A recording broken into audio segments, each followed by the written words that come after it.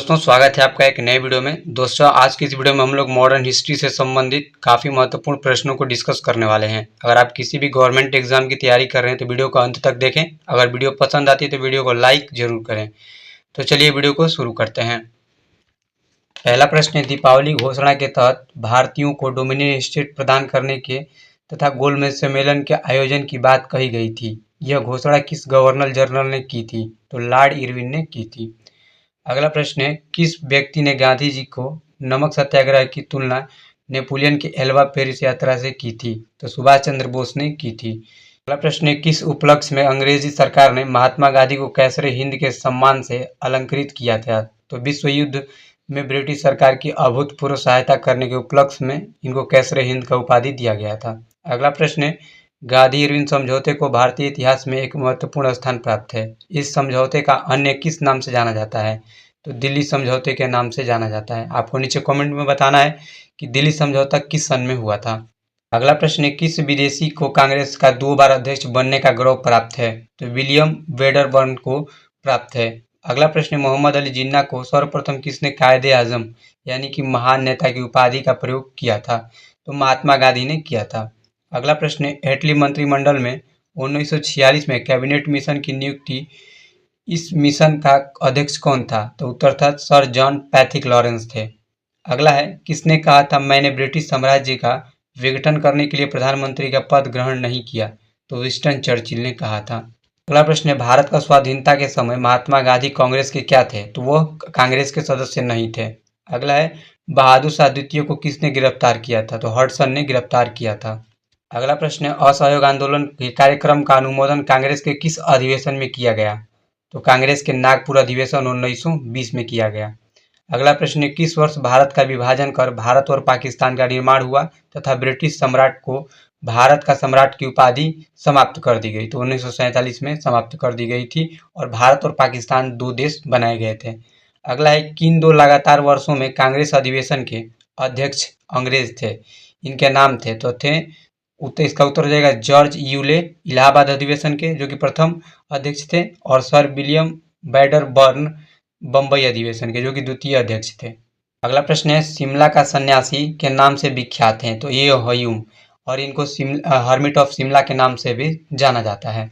अगला है, बम्बई की त्रिमूर्ति नाम से विख्यात हैं? तो उत्तर है फिरोज शाह मेहता, केटी तेंगल, दादा भाई नौरोजी।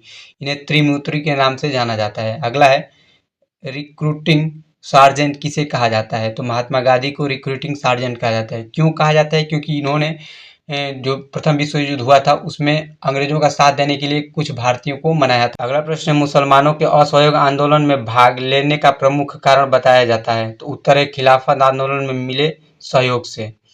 अगला प्रश्न है, भारतीय रियासतें शेष भारत के अलग होकर नहीं रह सकती। रियासतों के भविष्य का निर्धारण करने का अधिकार जिस जनता को है वह जनता निश्चय ही उन रियासतों की होगी। यह कथन किसका है? तो जवाहरलाल नेहरू का है। अगला प्रश्न है, जालियांवाला बाग हत्याकांड 13 अप्रैल 1919 को विरोधी में किस एक भारतीय गवर्नर जनरल की कार्यकारिणी परिषद त्यागपत्र दे दिया था? तो शंकरन नारायण के जो मंत्री परिषद थे उन्होंने अपना त्यागपत्र दे दिया था। अगला प्रश्न है, किस राष्ट्रीय नेता ने पाकिस्तान के प्रश्न पर मुस्लिम लीग का समर्थन करते हुए 1942 में कांग्रेस से इस्तीफा दे दिया था? तो सी राजगोपालाचारी इस्तीफा दे दिया था। अगला है, कामाघाटा मारू की घटना किस वर्ष हुई थी? 1914 में हुई थी। कामाघाटा मारू एक जापानी जो कि जहाज थी। ठीक है। अगला प्रश्न, मुस्लिम लीग ने अपने अधिवेशन में डिवाइडेड एंड एक्टिव का नारा दिया था? तो कराची अधिवेशन में 1943 में दिया था। अगला प्रश्न है, हालत ही मजबूरी थी और यह महसूस किया गया कि जिस रास्ते पर हम चल रहे हैं उसके द्वारा गतिरोध को दूर नहीं किया जा सकता, अतः हमको देश का विभाजन स्वीकार करना पड़ा। यह कथन किसका है? तो वह है पंडित जवाहरलाल नेहरू का। अगला प्रश्न है, ब्रिटिश सरकार ने जालियांवाला बाग हत्याकांड की जांच के लिए कमीशन की नियुक्ति की थी। इस कमीशन का नाम क्या था? तो हंटर आयोग यानी कि हंटर कमीशन। अगला प्रश्न है, वह कौन सी घटना थी जिसके बाद महात्मा गांधी ने ब्रिटिश सरकार के विरुद्ध अपना सर्वप्रथम असहयोग आंदोलन प्रारंभ किया? तो वह था रॉलेट कानून, जिसे कि अंधा कानून के नाम से भी जाना जाता है। अगला प्रश्न है, 1857 में अंग्रेजी साम्राज्य के विरुद्ध पंजाब में किसने सशस्त्र विद्रोह का आह्वान किया था? तो नामधारी सिखों ने किया था। अगला प्रश्न है, glimpses of the world history के रचयिता कौन है? तो पंडित जवाहरलाल नेहरू हैं। अगला प्रश्न है 20 फरवरी 1947 को किस ब्रिटिश प्रधानमंत्री ने कॉमन सभा में भारत को स्वतंत्रता देने की घोषणा की थी? तो एटली जो थे वो भी भारत को स्वतंत्र करने की घोषणा किए थे। अगला है 1905 में बंगाल विभाजन का किसके द्वारा किया गया था? तो बंगाल विभाजन लॉर्ड कर्जन के शासनकाल में हुआ था। अगला है भारतीय राष्ट्रीय आंदोलन के दौरान भारतीय राजनीति का शांति काल किस अवधि को कहा जाता है? तो प्रथम विश्व युद्ध के काल को शांति का अवधि कहा जाता है। प्रश्न 1916 के लखनऊ फैक्ट किन किन के बीच हुआ था? तो कांग्रेस और मुस्लिम लीग के बीच में हुआ था। अगला प्रश्न है हंटर समिति की नियुक्ति किस घटना की जांच के लिए की गई थी? तो जालियांवाला बाग हत्याकांड के लिए हंटर कमीशन का नियुक्ति किया गया था। अगला है बाल गंगाधर तिलक के सार्वजनिक रूप से लोकमान्य तिलक के नाम से जाना जाता है, यह किस आंदोलन के समय उन्हें प्राप्त हुआ था? इसका उत्तर हो जाएगा होम रूल आंदोलन के समय लोकमान्य तिलक के नाम से प्रसिद्ध हुए। अगला प्रश्न है भारतीय राष्ट्रीय आंदोलन गर्मपंथियों के अधीन कब आया था? तो 1906 के बाद ये गर्मपंथियों के हाथ में आ गया था। अगला प्रश्न है लंदन में जनरल ओडायर को गोली मारकर किसने हत्या कर दिया था? तो उधम सिंह ने जनरल ओडायर की हत्या की थी।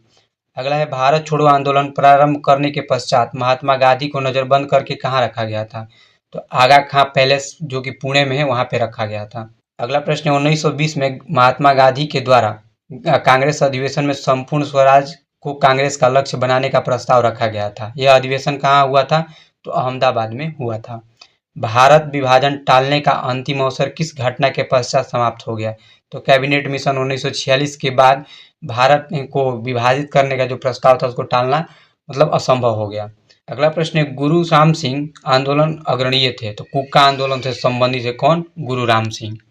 अगला प्रश्न है 1857 के भारत का गवर्नर जनरल कौन थे? तो लॉर्ड कैनिंग थे। 1857 के विद्रोह जब हुआ था उस समय भारत का गवर्नर जनरल लॉर्ड कैनिंग था।